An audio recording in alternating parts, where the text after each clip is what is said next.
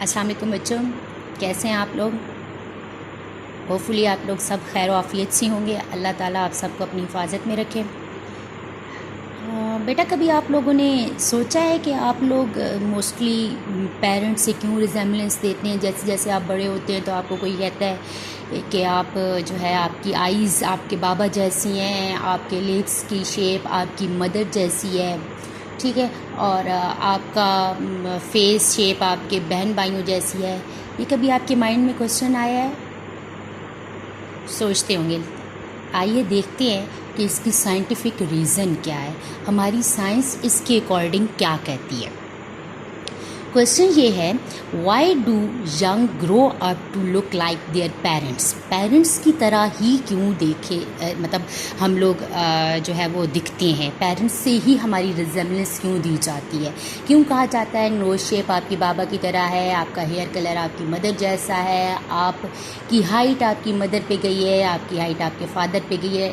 इस तरह के क्वेश्चंस बहुत सारे आपको सुनने को आपकी आसपास की सोसाइटी से मिलते होंगे। बहुत सारे लोग इस तरह के क्वेश्चन राइज करते होंगे और आपके माइंड में भी आता होगा, ठीक है। तो आज हम देखते हैं कि इसकी साइंटिफिक रीज़न क्या है। Some young look like their parents. बहुत कुछ हमारी जो यंग वंस हैं, कुछ लिविंग थिंग्स के जो ग्रो अप करते हैं तो वो अपने पेरेंट्स की तरह ही दिखते हैं। A cockroach and it's young one, ठीक है। काकरोच देखें, सारे काकरोच एक जैसे ही होती हैं, ठीक है। सबके पास विंग्स हैं, सबके आप देखें सब गोट्स को देखा जाए, सारी बकरियां देखें एक जैसी होती हैं, ठीक है। कलर्स डिफरेंट हो जाते हैं लेकिन उनका फेस शेप और सब मतलब वो अपनी स्पीशीज़ से रिजेंबल करती हैं, ठीक है। इसी तरह देखें आप लोग फ्रॉग्स को देखें, I look just like my parents, I don't look like my parents at all. मतलब मोस्टली ये हम कभी सुनते हैं कि हम अपने पेरेंट्स की तरह दिखते हैं। सम टाइम ऐसे लगता है कि नहीं, हम किसी हद तक अपने पेरेंट्स से और किसी हद तक हम अपने ग्रैंड पेरेंट्स से मिलते हैं, ऐसा भी होता है, ठीक है। Other young look different from their parents. कुछ यंग्स ऐसे होते हैं जो अपने पेरेंट्स से डिफरेंट भी दिखाई देते हैं। The young of all animals will grow up to look their parents. सारे एनिमल्स की जो यंग वंस हैं वो मोस्टली जो हैं वो पेरेंट्स की तरह ही होंगे। Why do you think this is so. ऐसा क्यों होता है? This answer is in the genes. इसका आंसर जीन्स में है, जेनेटिक्स में है, ठीक है। Genetics is actually a branch of science which deal with the genes. जो जीन्स के साथ जो है वो रिजेंबल जो जीन्स के साथ डील करे उसे आप कहते हैं it is genetics. It is a field of genetics. This answer is in the genes. इसका आंसर जीन्स में है, जेनेटिक्स में है, ठीक है। Genetics is actually a branch of science which deal with the genes. जो जीन्स के साथ जो है वो रिजेंबल जो जीन्स के साथ डील करे उसे आप कहते हैं it is genetics. It is a field of genetics. Most animals have a two parents. बहुत सारे एनिमल्स ऐसे हैं जिनके दो पेरेंट्स होते हैं। Genes are pass down from parents to their young one. Genes जो है वो पेरेंट्स से यंग वंस में ट्रांसफ़र होती हैं, यानी one generation to next generation transfer होती हैं। Genes contain, what are genes? Genes contain the information that determines the physical characteristics that we have. जो हमारे फर्स्ट फिजिकल कैरेक्टरिस्टिक्स हैं उसके बारे में इंफॉर्मेशन देती है। And they are passing down from one generation to another generation. These characteristics are passing down from one generation to another generation. It is known as the heredity. Here are some traits that can be passed down for human beings. अब हम देखेंगे कुछ traits ऐसे होते हैं, कुछ physical characteristics ऐसे हैं जो ह्यूमंस में पास डाउन होते हैं generation to generation, like hair colour, eye colour, nose shape, skin colour, ठीक है। ये सारे कैरेक्टरिस्टिक्स जो हैं वो ह्यूमन बींग्स में पेरेंट्स टू न्यू जनरेशन जो है वो ट्रांसफ़र होते हैं। The mother and her daughter both have black colour. ये देख सकते हैं इसमें मदर के भी ब्लैक कलर हैं और डाटर के भी ब्लैक कलर हैं। ब्लैक कलर के हेयर्स हैं, बाल हैं, ब्लैक कलर के बाल्स हैं, बाल हैं, ब्लैक आइज़ हैं, ठीक है। आइज़ भी आप देख सकते हैं। फेयर, दोनों का फेयर स्किन कलर है, ठीक है। इनका भी फेयर है और इनका भी फेयर है। एंड सेम नोज़ शेप, इनकी नोज़ शेप भी सेम है, ठीक है। The father and his daughter both have a dimples and double eyelids. ये देख सकते हैं दोनों की डबल आईलेट्स भी हैं और दोनों की फेस पे डिम्पल भी। बहुत सारे इस तरह के करैक्टरिस्टिक्स जो हैं वो ह्यूमन बीइंग में ट्रांसफ़र होते हैं। ठीक है, do you have double eyelids? आप लोग चेक करें क्या आपके पास भी डबल आईलेट्स हैं। What about your friends? आपका अपने फ्रेंड्स के बारे में क्या ख्याल है? ज़रा नोट करें, आप और आपके फ्रेंड्स क्या वाकई अपने पेरेंट्स के साथ रिजेंबल करती हैं? अगर रिजेंबल करते हैं तो कौन सा आपका बॉडी पार्ट जो है, like eyes, nose, lip shape, hair colour, skin colour, ये सारे आप चेक करें। घर जाके आप ज़रा घर में अपने पेरेंट्स के साथ ज़रा थोड़ा सा अपने आप को रिजेंबल करने की कोशिश करें कि आपके कौन से जीन्स जो हैं आपको अपने मतलब कौन सी इंफॉर्मेशन वाले जीन्स, कौन से फिजिकल करैक्टरिस्टिक्स वाले जीन्स आपके अंदर ट्रांसफ़र हुए हैं। Not everybody has a dimple and has double eyelids. सब लोगों के पास डबल आईलेट्स नहीं होते। Only those who have inherited this trait have a double eyelids. वो स्पेशली उन लोगों के पास होते हैं जिन्हें इन्हें जो है वो है उसमें विरासत में मिले होते हैं, जिन्हें अपने पेरेंट्स से जीन्स के ज़रिए उनमें पेरेंट्स की जीन्स के ज़रिए उनमें ट्रांसफ़र हुए होते हैं। Just like human beings, animals inherit traits from their parents. Animals में भी ऐसा होता है। ठीक है, The young of the lady bird, young ones जो होते हैं लेडी बर्ड के जो यंग वंस हैं, हैव रेड बॉडी कवरिंग। ये देखें सबके ये जो लेडी बर्ड के यंग वंस हैं उनकी रेड कलर की बॉडी कवरिंग है विद ब्लैक स्पॉट्स। इसके ऊपर आपको ब्लैक स्पॉट्स भी नज़र आ रहे हैं, जस्ट लाइक देयर पेरेंट्स। ये देखिए इस तरह से इनके पेरेंट्स के जैसे हैं वैसे ही इनके यंग वंस में भी हैं। ठीक है, आप ये देखें एलिफेंट को भी देखें, लार्ज ईयर्स हैं, इसके पास भी लार्ज ईयर हैं, इसके पास भी लार्ज ईयर है, इनके पास भी ट्रंक है, इनके पास भी लाइक बेबी जो है baby elephant is resemble with a parent के साथ अपनी मदर के साथ रिजेंबल कर रहा है। The young of elephant has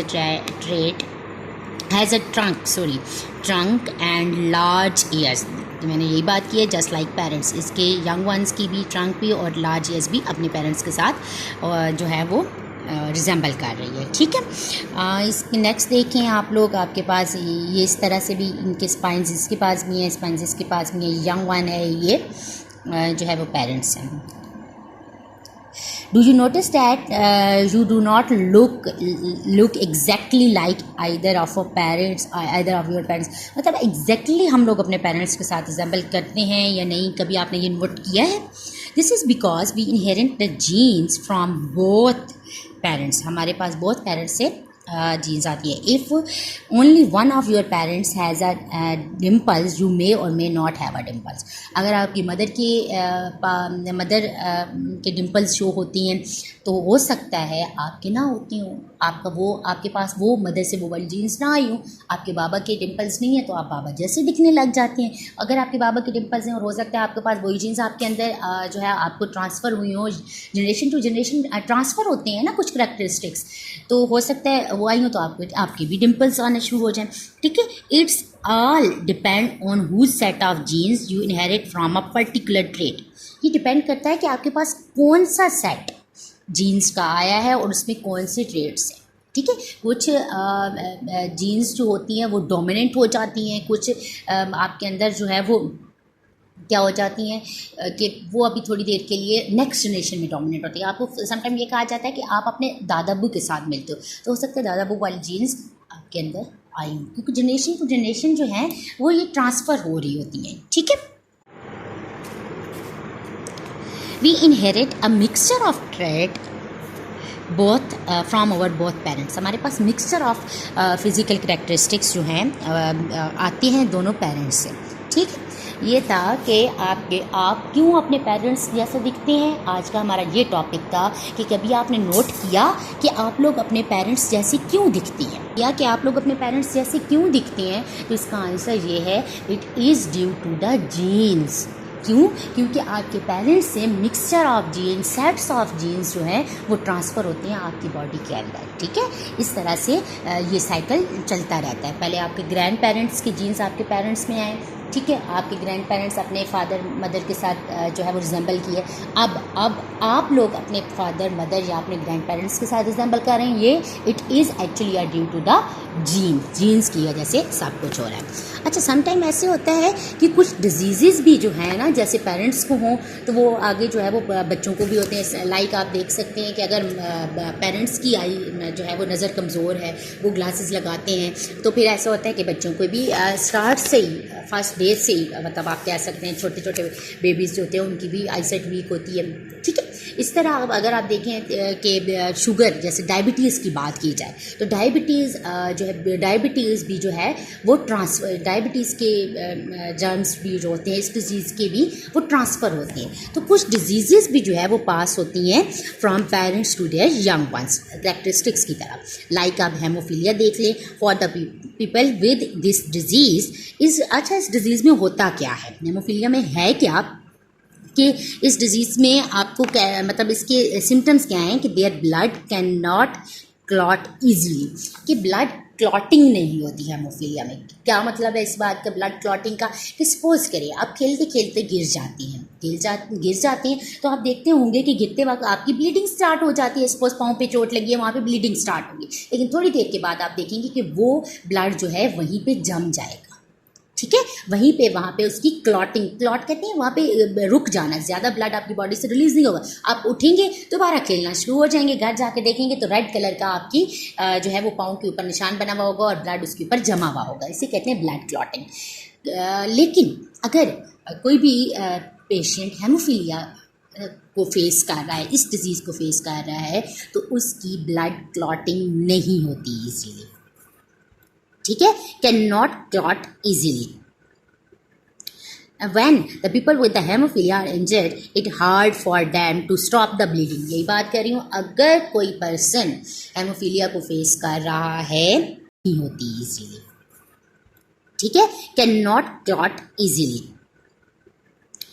When the people with the hemophilia are injured, it hard for them to stop the bleeding। यही बात कर रही हूँ, अगर कोई पर्सन हेमोफीलिया को फेस कर रहा है, अगर कोई पर्सन हेमोफीलिया को फेस कर रहा है, ठीक है, तो क्या है, अगर उसे कोई ज़ख़म वगैरह लगता है, कोई चोट लगती है, तो उनके लिए डिफ़िकल्ट हो जाता है कि वो ब्लीडिंग को स्टॉप करें, उनका ब्लड फ्लो करता। और अगर ज़्यादा ब्लड फ्लो करे, मोस्टली एक्सीडेंट्स में ऐसा होता है कि अगर बॉडी से ब्लड ज़्यादा ऐसा सीरियस किस्म का एक्सीडेंट हुआ है कि बॉडी से ब्लड फ्लो कर रहा है, ठीक है, तो उनके लिए डिफ़िकल्ट हो जाता है। हेमोफीलिया के जितने भी पेशेंट्स हैं उनके लिए ब्लीडिंग को स्टॉप करना डिफ़िकल्ट हो जाता है और उस कंडीशन में ब्लड फ्लो करता रहे तो फिर इस केस में डेथ भी पॉसिबल है। ठीक है, जैसे एक्सीडेंट हो जाए, कहा जाता है डॉक्टर्स मोस्टली आपने ड्रामाज में देखा होगा, एक्सीडेंट हुआ है जी, इनका ब्लड बहुत ज़्यादा ज़ाया हो गया है, बहुत ज़्यादा इनका ब्लड फ्लो हुआ है, बहुत ज़्यादा ब्लीडिंग इनकी हुई है, जिसकी वजह से इन्हें या तो ब्लड की ज़रूरत पड़ गई है या ये केस सीरियस है। तो अगर बॉडी से ब्लड ही निकल जाए तो बॉडी डेथ बॉडी हो जाती है। ठीक है, some traits are not inherited from our parents. कुछ ट्रेट्स ऐसे होते हैं जो ठीक है, कुछ ट्रेट्स जो होते हैं वो पेरेंट्स से आपके पास नहीं आते, such as a length of our hair. ठीक है, लेंथ ऑफ ओवर नेल्स की जैसे लेंथ हो गई। Do an internet search to find out other traits that are not inherited from our parents.